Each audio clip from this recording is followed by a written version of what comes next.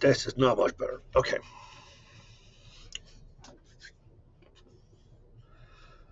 Weird. This is getting brighter. Hold on. Boop.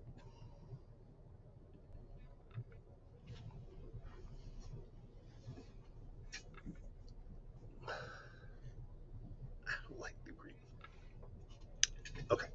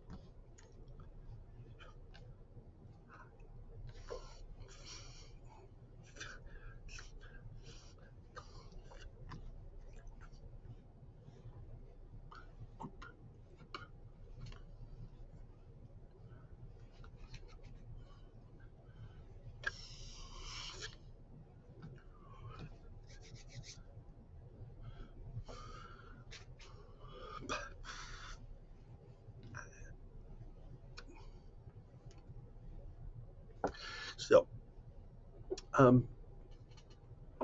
using finish as a conjunction or as a transition can get overused. Um, it can be like along the same lines of this one time in band camp, you know that feeling.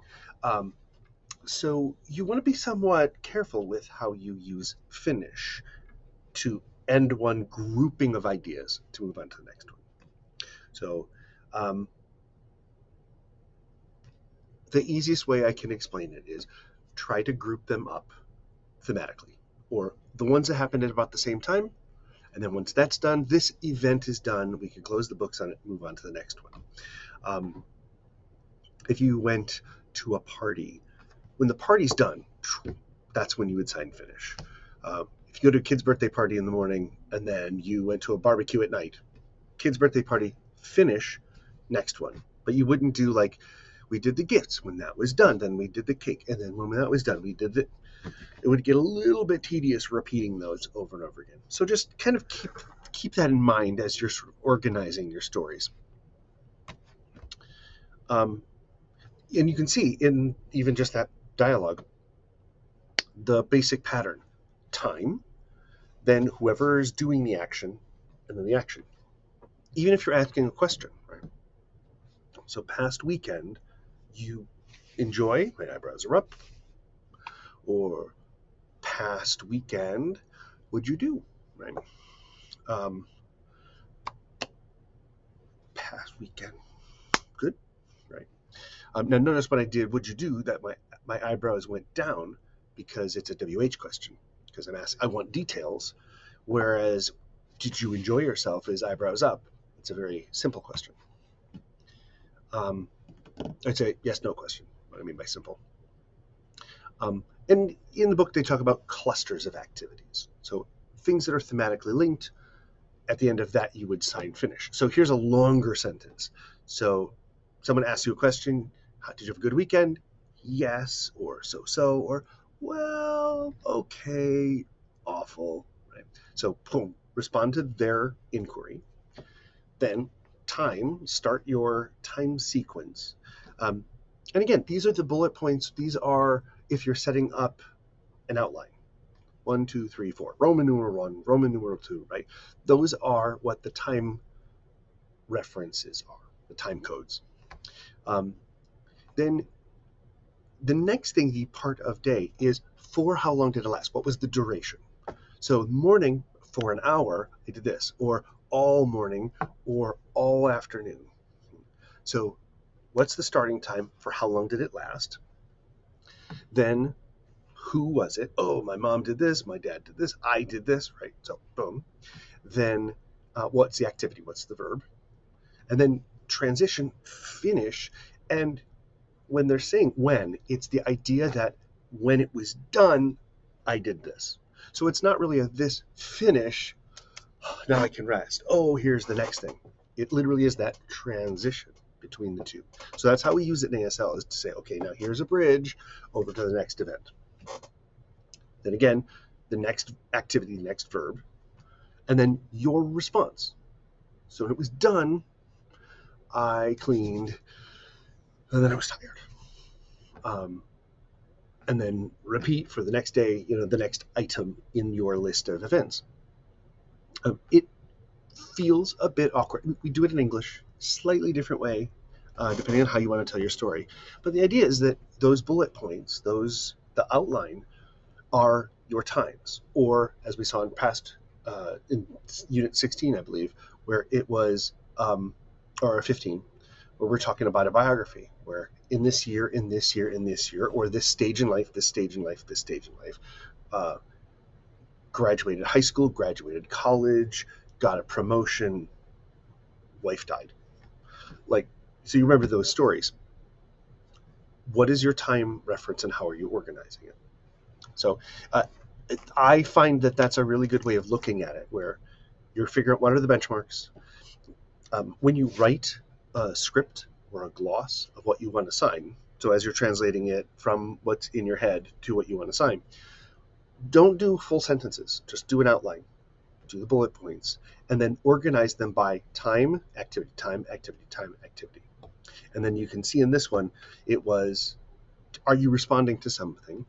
Time, duration, so that's all the time. Then who did something, did what? We could insert in there like a location, time, location, if you wanted to say where it happened. She talks about all day at home. She stayed home, right? So you've got time reference, person, and activity. So who did it, the activity, subject, verb, right? And then transition, finish. So you've sort of capped off the first one and you're moving on to the next one, next activity. Then what's your response to what you just said? Ooh, I was tired, I was excited, whatever. And then you repeat the whole process for each successive thing.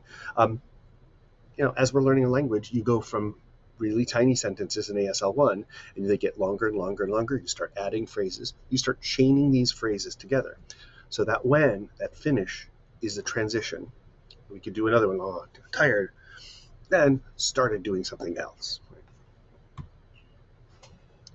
And then in class, we do a lot of this in conversation, but the idea is that you would practice. What did you do over the weekend?